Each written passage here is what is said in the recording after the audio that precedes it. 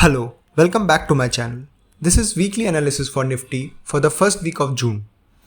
ये निफ्टी का monthly chart है। यहाँ हम देख सकते हैं कि जनवरी में निफ्टी ने एक हाई लगाया 26,373 के आसपास और वहाँ से कंटिन्यूअस सेलिंग आई और मार्च में एक लो लगा 22,200 का।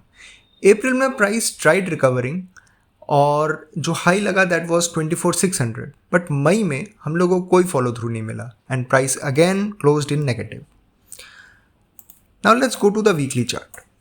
Weekly chart में हम देख सकते हैं कि after the continuous fall there was a sharp recovery और अब वापस से fall start हुआ है और हम लोग को ये भी दिख रहा है कि every time जब मार्केट 24,500, 24,400 लेवल्स के आसपास गया तो it faced rejection. Sellers activate हुए और प्राइस लगातार नीचे ड्रॉप हुआ। Although last to last week में प्राइस ने एक सपोर्ट भी बनाया 23,300 के आसपास, but this week was a strong bearish candle. Price खुला, इट ट्राइड गोइंग अबव 24,100, वहाँ पर सेलर्स एक्टिवेट हुए और प्राइस को लगातार नीचे 23,500 के आसपास लेके आए। अगर हम डेली चार्ट पे शिफ्ट करते हैं तो हमें दिख रहा है कि 24,400 is a resistance and 23,300 is the support, जहाँ से प्राइस रिकवर करने का ट्राई कर रही है। और हम लोग को ये भी दिखता है कि लास्ट वीक जो selling I, most of the selling came on Friday को ऐसा क्या हुआ कि सेलिंग आई। चलिए 5 मिनट के कैंडल पे अगर हम चलते हैं तो हमें ये दिखता है कि एग्जैक्ट 3 बजे वाला कैंडल जिसको मैंने अभी मार्क किया है, वहाँ पर मैक्सिमम सेलिंग आई, जहाँ पर प्राइस ऑलमोस्ट 300 पॉइंट्स क्रैश कर गया। इस सेलिंग के पीछे कोई बैड न्यूज़ नहीं था। इस सेलिंग के पीछे का रीज़न था MSCI इंडेक्स रीबैलेंसिंग। हर कुछ महीनों में MSCI, जो कि एक ग्लोबल इंडेक्स प्रोवाइडर है, स्टॉक्स के वेटेज को एडजस्ट करता है। जो ग्लोबल पैसिव फंड्स इन इंडाइसेस को ट्रैक करते हैं ऑटोमेटिकली स्टॉक्स को बाय या सेल करते हैं ताकि वेटेज मैच हो सके। इस बार जब MSCI ने अपना रीबैलेंसिंग किया तो इंडियन कुछ हैवी वेट स्टॉक्स सेल हुए जिनका वेटेज कम किया गया और पैसिव फंड्स में से उनकी सेलिंग आई। यही रीज़न था इस मेजर सेलिंग का। So there is no negative news in the market जिसके वजह से ये सेलिंग आया, राइट। बट हमें ये भी दिखता है कि after the selling there was a recovery. इसका मतलब यहाँ से बायर्स एक्टिवेट हुए हैं। So we can consider this point which is 23,500 as a near time support and this point which is around 23,800 as the nearest resistance.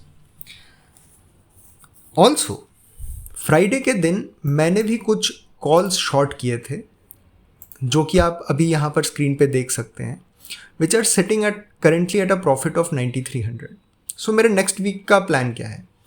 Next week अगर market flat खुलता है और खुल के ये जो सपोर्ट है 23,500 के आसपास इसको ब्रेक करता है तो I will continue holding my position till expiry, right.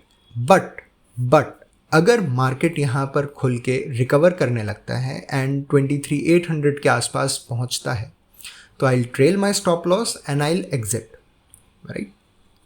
Because कोई नेगेटिव न्यूज़ नहीं है मार्केट में तो there is a high chance कि कल के दिन में यानी मंडे को प्राइस एक रिकवरी दिखा सकता है। But overall for the week I am having a bearish bias.